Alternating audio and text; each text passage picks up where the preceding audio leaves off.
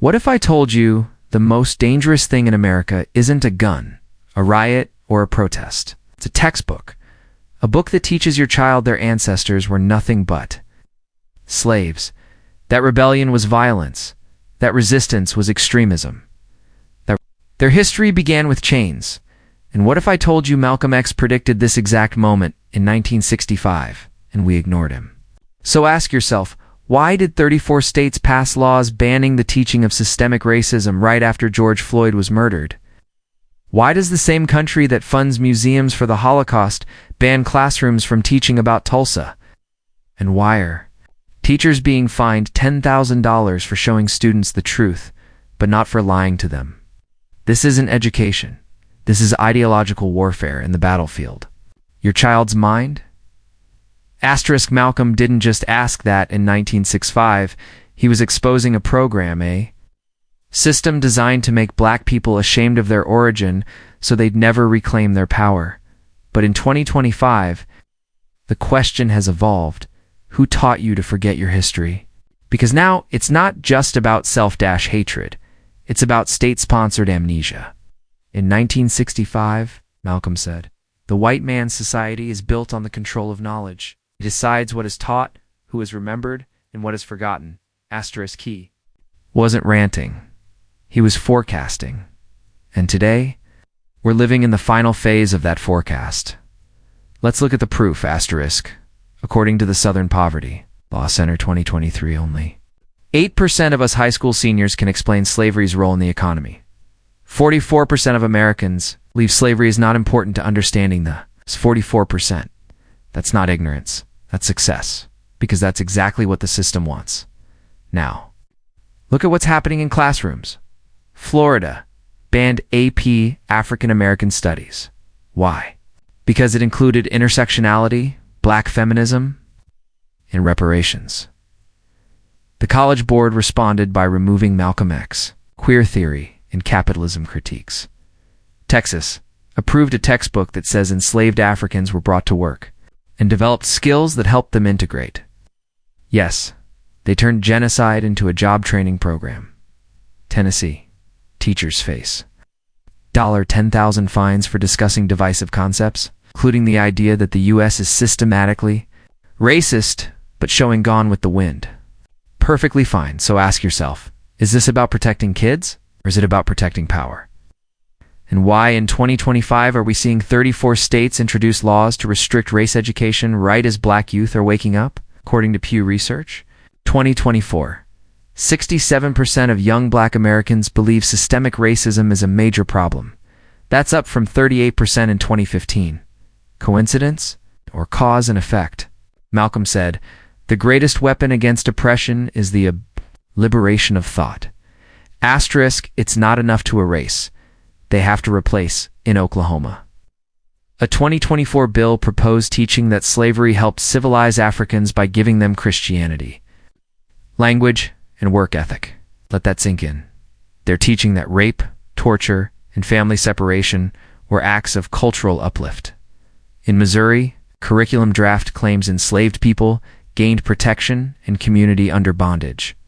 Protection. From what? From the very system that owned them? This isn't revisionism. This is psychological warfare, and it's working. A Stanford University study, 2024, found that students in states with anti-CRT laws are 40% less likely to believe systemic racism exists even when shown data on wealth gaps, police killings, and redlining. They're not misinformed. They're indoctrinated. And the most terrifying part? Black students are starting to believe it too. The NAACP 2023 found that only 28% of black teens feel proud of their racial identity, down from 61% in 2015. Why? Because when you're taught your history is shame, you internalize shame. When you're shown black people only as victims, you start to see yourself as powerless.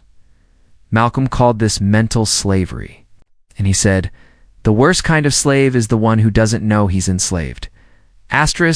Are we free or just well-educated prisoners? Wasn't warning about 1965. He was warning about now, because look at what they've done. Martin Luther King Jr. reduced to 4 words, I have a dream. Omitted. His opposition to the Vietnam War, omitted. His final fight for economic justice, omitted. That 75% of white Americans disapproved of him when he was killed.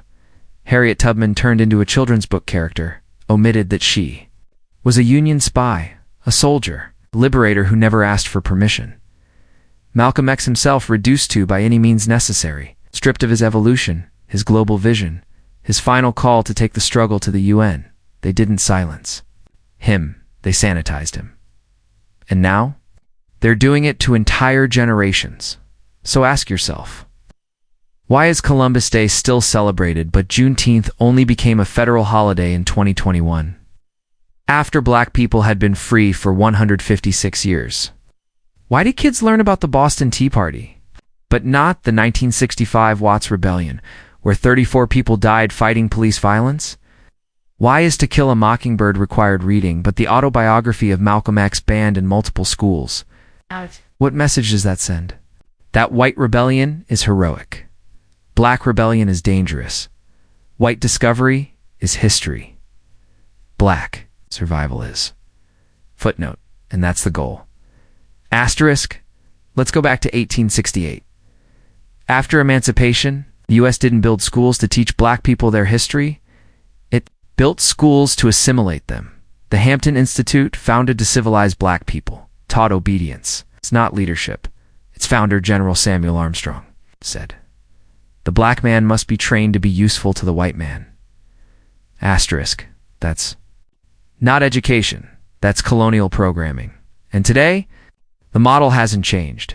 It's just been digitized now. Instead of industrial training, we have standardized testing, which measures compliance, not intelligence. Instead of Bible classes, we have character education, teaching respectability, over resistance instead of black history. We have diversity days where students wear dashikis for a photo op and return to a curriculum that erases them. Malcolm saw this. He said, they'll give you a diploma, but they'll make sure you never question the system that gave it to you. Asterisk, and he asked, why do they teach you about George Washington cutting down the cherry tree, but not about Nat Turner cutting down the slave system? Asterisk exactly. Why is Nat Turner a footnote but John Wilkes Booth a household name? Why do we memorize the Constitution, but not the Black Panther Party's 10-point program, which demanded full employment, decent housing, and an end to police brutality 50 years before BLM? Who decides what's important, and who benefits from the silence? Asterisk, but Malcolm didn't just warn us. He gave us the blueprint. He said, we have to create our own schools, our own curriculum, our own history. Asterisk, and that's exactly what's happening in Detroit. The Malcolm X Education Project teaches students about pre-colonial African empires, Mali, Songhai, Nubia, not just slavery, in New Orleans. Elders host liberation libraries where banned books are passed hand to hand. In Atlanta, parents are pulling kids from public schools to start Afrocentric academies and online. Black educators on TikTok and YouTube are reaching millions with lessons they never got in school. One video, what they never taught you about the Haitian Revolution, it's over 12 million views. Another, how Africa was stolen, was taken down by the algorithm, but came back through encrypted shares. This isn't rebellion. This is resurrection. Because, Malcolm said, the truth is like a fire. You can try to bury it, but it will always rise. Asterisk, so let's end with the hardest question of all. What happens if we lose this fight? What happens when a generation grows up believing black people have no history worth knowing?